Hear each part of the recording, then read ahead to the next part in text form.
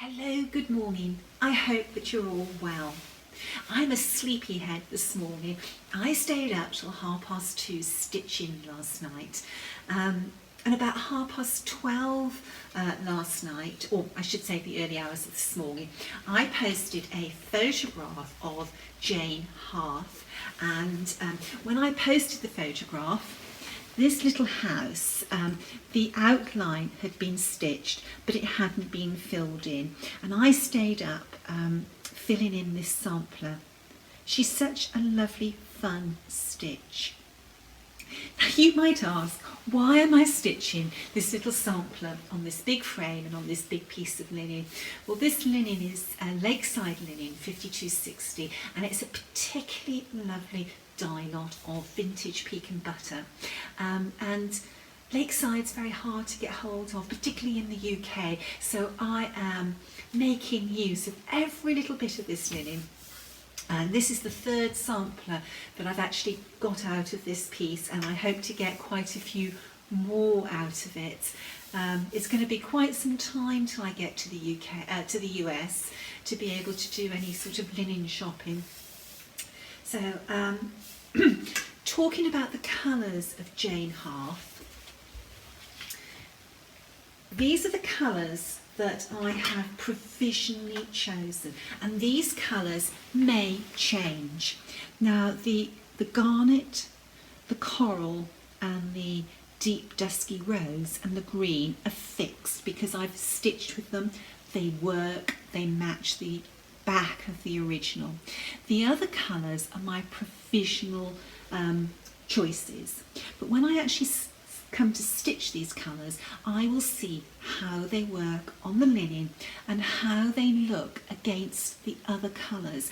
And the colour of the linen and the other colours used can impact on how these colours show to the eye. I spend so much time on colour choice. It's probably the most time-consuming part of reproducing a sampler, because it's not only in the 103 colours, you've got to do the same for the Au Ver à Soir d'Alger and for DMC. And sometimes with DMC, you just cannot find suitable matches because the range is not as big as the Au Ver à Soir d'Alger. And the 103 range is nowhere close to the d'Alger range.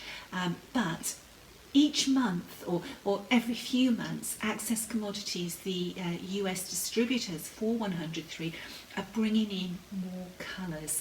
And there's some new colours that are going to be coming out in the next few weeks. They're actually in transit from Paris, and I am so excited to see what those new colours are and to add them to my collection of 103. Now, when we're looking at colour, let's have a look at the original Jane Hart. These pop-up videos, I want them to be videos that we can all learn from as well. So let's have a little look at the colour in Jane. You've seen the front of the sampler before, and you've seen the back of the sampler before, and the overwhelming view was that she should be reproduced with the colours from the back, which is what I'm doing. Now, it's probably unfair to Jane to show the back of her work because she wasn't a very tidy stitcher. Look at those thread carries, and she's got some very interesting tails. And on this vase she carries her green right across. She probably didn't get an A star for needlework, but she's certainly got an A star for colour choice. Oops. Now, and actually, do you know what? We all say, my back doesn't matter, nobody else is ever going to see it. Well, you never know.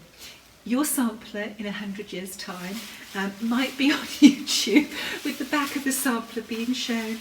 My gosh. That's another interesting tale as well. Now, what I wanted to show you was this little house. Now, when you look at this house, you see a red, you see a sort of like a hazelnut brown, and then you see a reddish brown. But when you turn the sampler around and you look at the back, I still see the red and I still see the brown, but it's now a deeper, richer brown. But the reddish brown of the outline, the skeleton of the house, is not brown. It is very much a rich garnet, and that really is a totally different colour. So I chose to stitch the house with this beautiful rich garnet. That's a really lovely colour, and the number is 536. And when you look at this little girl's sampler, there's this deep red, and then there's this coral red, which are those two colours. Colour is a really fascinating subject. I've got so many books on colour, and in fact books on colour would be a really good topic for another video. Look, I'm naughty. This was the colour I was using last night to fill in the house, and when I finished I was so tired I didn't put my little tail end in the cap to secure it. Okie dokie. Let's just pop this away safely. You have to respect these samplers. You mustn't rough handle them. I want this sampler to still be around in another 100 years' time, and when I've finished reproducing her, she will be properly mounted on linen and framed. So, silks.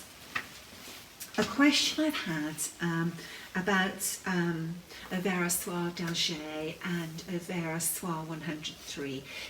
Are there conversions readily available for DMC? Well, DMC is a fixed colour. It's unusual for there to be any variation between dye lots. But with silks, it's different. When they make a batch of silks, a dye lot of silks, it's a huge dye lot. But the next time they do that, it's not necessarily quite the same shade. And when I started Hands Across the Sea samplers, I religiously went through and drew up a conversion for Overa Soie to DMC, but over time that changed, so I actually removed that conversion from our website because silks and the colours of silks are a moving ball. With Overa Soie d'Alger, there is a shade card. They're not easy to get hold of, but you know, if you speak to your needlework store, if they stock Overa Soie, they should be able to get you a shade card, although they are expensive because you actually get actual silks in the shade card, and it might take a little bit of time, but they are available. But there isn't a shade card available these days for 103. And the other thing is, with the 103 and the Saphine, they are different numbers to the d'Alger. So you can't say, oh, 2926 in d'Alger would relate to that sort of number sequence in the 103. Now 103 and Saphine are different.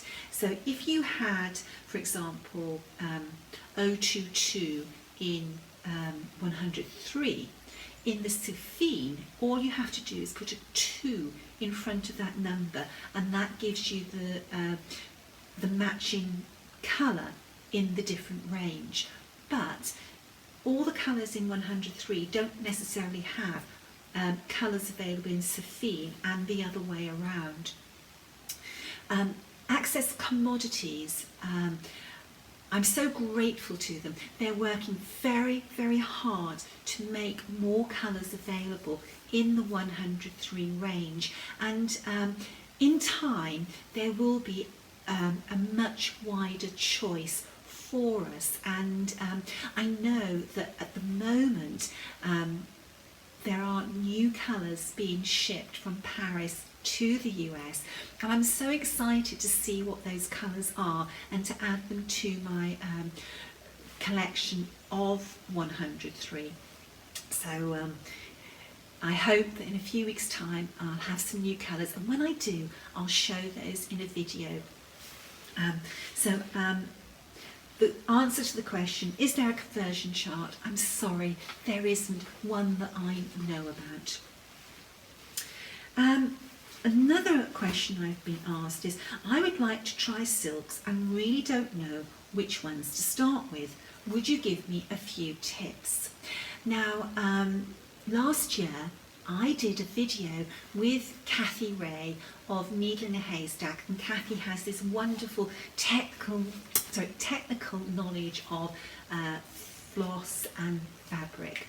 And following on from that video, Kathy put together some silk and linen starter kits, and you have a little selection of different silks and different fabrics so that you can try them at home at a nominal cost. So if you go on to Kathy's website, Needle in a Haystack, and on her front page she has sort of like news. If you go down a little bit, you'll see the link to the video, and you will also see a link to the little sampling kits of silk and linen. There's two different kits, there's two different options, and you might find, if you would like to venture into silks, that's a good way to just sort of try them and experiment.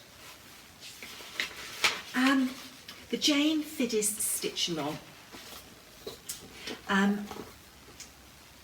I did do a little video where I showed I had charted my initials N and P in this lovely font with all the curlicues that are so typical of Scottish samplers. Well, the Stitch Along members have taken this to great heart, and we have got so many of the letters of the alphabet charted now.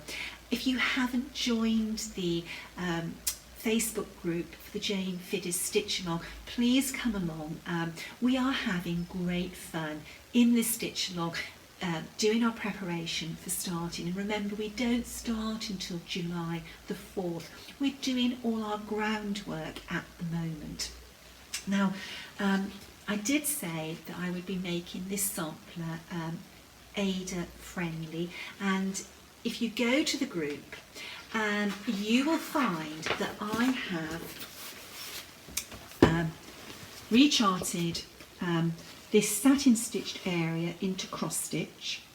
I have also recharted this dog from cross stitch over 1 to cross stitch over 2, and this little bird where its wing and breast was stem stitch, there is a graph available in the Stitch Along where this is now all cross stitch over 2.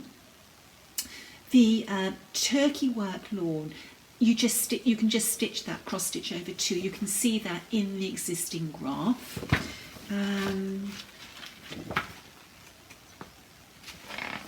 See, that's the little area for the turkey work, and you just, in this outlined area, you just fill that in with cross stitch. And then also we had this sawtooth border that was cross stitch, satin stitch, cross stitch, satin stitch. That's all now been redone in cross stitch over 2. So if you want to stitch this sample in Ada, you can. This Stitch Along, we very much want it to be an inclusive Stitch Along that's open to everybody who wants to join in. And if you stitch in the company of other needle workers, you'll find that there is always somebody that you can turn to for help and encouragement. So if you've wanted to stitch a sampler and you've not had the courage to do so, or if you stitch samplers and would like to start to try some other stitches, you know, so it doesn't matter what level you're at, the Stitch Along is a great place to do that. And I think that it's probably in our DNA that people gather to stitch together. And a Stitch Along really is a sewing bee, and our ancestors, the women that went before us, that's where they would have got a lot of pleasure gathering together to stitch, to knit, to quilt.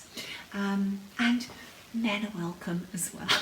And in fact, we have got some men who are stitching in the Stitch Along. So, hey, if you would like to join and you're a man, you are very, very welcome.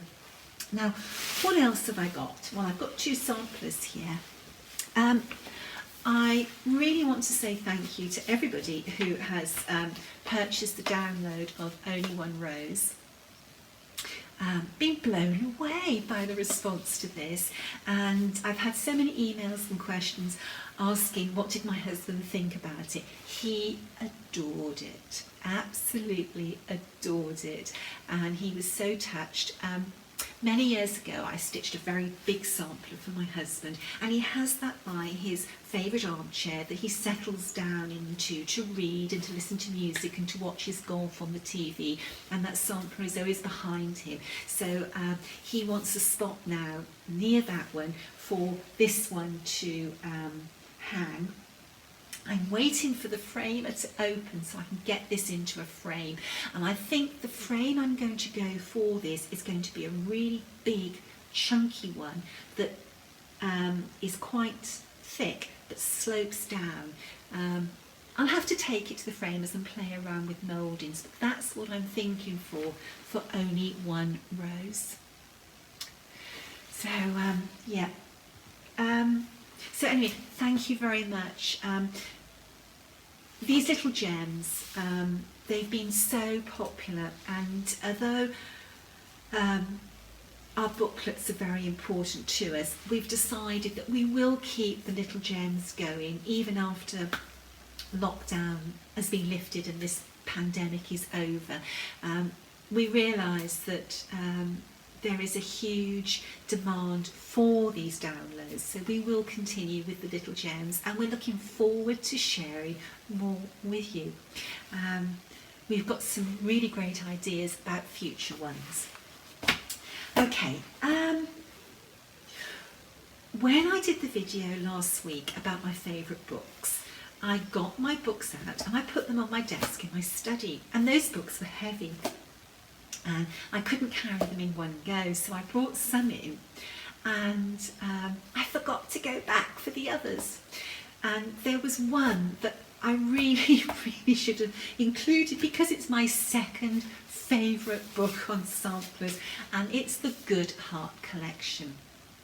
And the Goodhart collection is available to be viewed at Montacute House, which is, if you don't live in England, probably the nearest place that you would have heard of is Bath. It's not very far to drive from Bath to Montacute House, and if you ever come to the UK, or if you live in the UK, it's a fabulous National Trust house that's well worth a visit.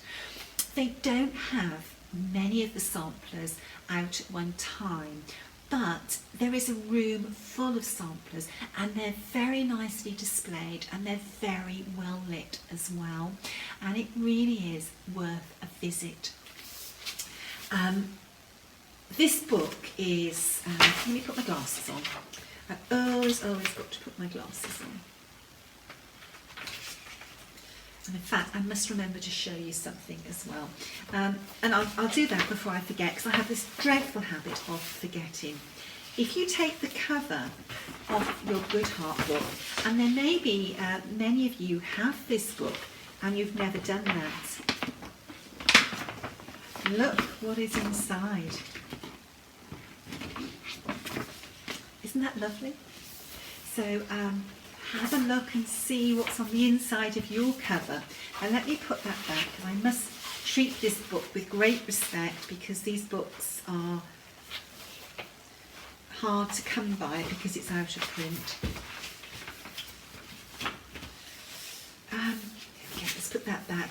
So this book is 264 pages, and it is full of beautiful, beautiful samplers that are in the collection of the Goodhart, well, it's in that form the Goodhart collection that Montacute has. And I have spent hundreds and hundreds of hours poring over this book, and it's a book that I love to dip into. I have two favourite samplers that appear in this book, and those are the Jennings sisters, and these are their samplers. So you've got Margaret and Alice Jennings, and when I go to Montacute House, I could spend the whole day stood in front of these two samplers. Let me see if I can find a close-up to show you. Here we go. Look at that. Isn't that just magnificent? It's a feast for the eye. To be able to embroider to that level is just amazing. And the design is amazing as well. They blow you away, these two samplers. And they're so small, and the way they're lit, they just glow. They're just fabulous. Was it last year? Probably over a year ago, this sampler came up for sale. There it is. And this sampler is actually featured in the Goodhart book. Here it is. That's the same sampler. And I'm throwing cards around here. And this sampler did not belong in the Goodhart collection. It belonged to a antique collector and dealer. And in the book it says, this sampler, dated 1661, presents the exact pattern followed faithfully by Alice Jennings to stitch her sampler of 1692. Margaret departs from this pattern slightly in her spacing and substitution of acorns for the honeysuckle border in the strawberry bands. So this is what they're referring to. This one is Alice and this one is Margaret, and it's these two bottom bands each side that they're talking about.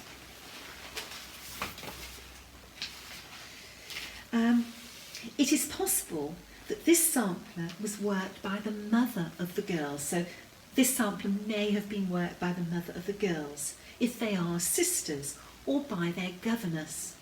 It is impossible to know without unframing this piece whether it is an entire item or a fragment cut from a larger sampler. So let's have a little look at that. You can see from this sampler that this is the top of the linen. And you can also see from the bottom that there is quite a substantial gap from this bottom line to the edge of this fabric.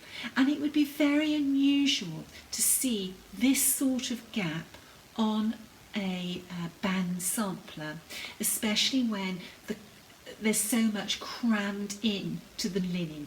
So I actually think that this probably is an entire sampler. That's what my gut tells me.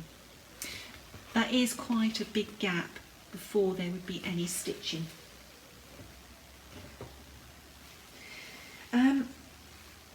Although faded, this item shows great clarity of design. All motifs are distinct and do not encroach in the manner seen on Margaret's later example. It is interesting and fortunate that the date on this sampler has been integrally worked within a text band, as opposed to being placed at the bottom of the sampler in the manner of later samplers. One wonders why Alice and Margaret did not incorporate the date within the text bands of their samplers. There's always a why when you look at samplers from the past. Why did the little girl do this? Why did they include that, exclude this? So let's just have one more little look at this sampler. It's very, very beautiful, and I'm looking forward to reproducing this sampler, and this sampler will be reproduced. It's just having the time. Time is just one of those things, and I love the little verse. It says, "Love thou the Lord, and he will be a tender father unto thee," 1661. And for those of you who have stitched Mary's Steed, you will recognise that verse. So this was 1661, and in the 1800s, a little girl was still using that verse for her sampler. It's beautiful. Very, very beautiful. Aren't we blessed that things like this have survived for us to enjoy? I do hope some of our needlework survives as well for the generations to come. So, going back to the book, this is my second favourite after the Fella collection, the two books of the Fella collection. If you love band samplers in particular, you will learn a lot from the pages of this book. So that rounds up today. It's Saturday, and although it's the weekend, it doesn't seem any different to any other day. Isolation for us continues, although we are allowed out for longer than 1 hour now. And my husband's been enjoying, he's had 2 rounds of golf. You're not allowed to touch the flag, and where the hole is, there's a special thing there that stops the ball dropping, so you don't touch anything other than your own ball. And there's no rakes in the bunker, so if you get into the bunker, you could be getting into sort of like footprints which make it difficult to get out. But I think the men are so grateful that they can get back out. Maybe their wives are grateful that their husbands can get back out as well. I think that's all I've got to say, other than please stay safe, please stay well, and until the next time, bye-bye.